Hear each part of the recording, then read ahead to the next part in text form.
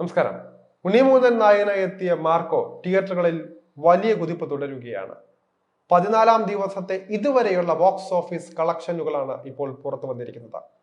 കേരളത്തിൽ നിന്ന് 14 ദിവസം ഇതുവരെ ഏതാണ്ട് 80 കോടിക്ക് അടുത്ത് സിനിമ നേടിയതായാണ് വിവരം. ഇതുവരെ ലഭിച്ച കണക്കുകൾ പ്രകാരം 14 ദിവസം മാർക്കോ ഏതാണ്ട് 2.25 കോടി രൂപയാണ് നേടിയിരിക്കുന്നത്. ആഗോള ബോക്സ് ഓഫീസ് കളക്ഷൻ 79 കോടിക്ക് മേലെ ആയിരിക്കുമെന്നാണ് റിപ്പോർട്ടുകൾ. മാർക്കോ ഇതുപോലെ കുതിപ്പ് തുടർന്നാൽ അടുത്ത ആഴ്ചയോടെ ആഗോളതലത്തിൽ 100 കോടി നേടാനാണ് സാധ്യത. ഡിസംബർ 20-നാണ് മാർക്കോ റിലീസ് ചെയ്തത്. മാർക്കോയുടെ ഹിന്ദി പതിപ്പിന് വൻ സ്വീകാര്യതയാണ് ലഭിച്ചുകൊണ്ടിരിക്കുന്നത്. അതേസമയം തമിഴിൽ ജനുവരി 3-ന് മാർക്കോ റിലീസ് ചെയ്യും.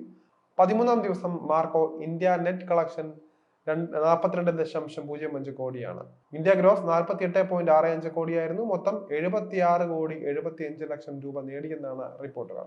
അതേസമയം ചിത്രത്തിന് തുടക്കം മുതൽ തന്നെ വലിയ സ്വീകാര്യതയാണ് ലഭിക്കുന്നത്. ഉണ്ണിമൂന്നനെ കൂടാതെ ജഗദീഷ്, സിദ്ദിഖ് തുടങ്ങിയവരും പ്രധാന കഥാപാത്രങ്ങളെ അവതരിപ്പിക്കുന്നുണ്ട് മാർക്കോയിൽ. മലയാള സിനിമ ഇതുവരെ കാണാത്ത തരത്തിലുള്ള രീതിയിലാണ് മാർക്കോയിൽ വയലൻസ് അവതരിപ്പിച്ചിരിക്കുന്നത്. ഇന്ത്യൻ സിനിമയിൽ പോലും ഇത്രയും കാണില്ല എന്ന് പറഞ്ഞാലും തെറ്റില്ല. റിലീസിനെത്തിയ ദിവസം തൊട്ട് മികച്ച അഭിപ്രായം നേടിയാണ് മാർക്കോ പ്രദർശനം തുടർന്നുകൊണ്ടിരിക്കുന്നത്. അതേസമയം മലയാളത്തിലാണ് ചിത്രം ആദ്യം റിലീസ് ചെയ്തതെങ്കിലും മറ്റ് ഭാഷകളിൽ കൂടി ചിത്രം വലിയ രീതിയിൽ സ്വീകാര്യത നേടുന്നതിനിടെ മറ്റൊരു വമ്പൻ പ്രഖ്യാപനം കഴിഞ്ഞ ദിവസം ഉണ്ടായി. ചിത്രത്തിന് അണിയറ പ്രവർത്തകർ പറയുന്നതനുസരിച്ച് ചിത്രം ദക്ഷിണ കൊറിയയിൽ റിലീസ് ചെയ്യാൻ ഒരുങ്ങുകയാണ് എന്നാണ് റിപ്പോർട്ടുകൾ. ബാഹുബലിക്ക് ശേഷം കൊറിയൻ മാർക്കറ്റിൽ വമ്പൻ റിലീസിന് ഒരുങ്ങുന്ന ആദ്യ ദക്ഷിണേന്ത്യൻ ചിത്രമെന്ന ഖ്യാതയോടെയാണ് മാർക്കോ വാർത്തകളിൽ ഇടം നേടുന്നത്. അതും ദക്ഷിണ കൊറിയയിലെ തന്നെ വമ്പൻ വിതരണ കമ്പനിയുമായി ഇക്കാര്യത്തിൽ കരാർ ഒപ്പിട്ടിട്ടുണ്ടെന്നും റിപ്പോർട്ടുകളിൽ പുറത്തു വരുന്നുണ്ട്.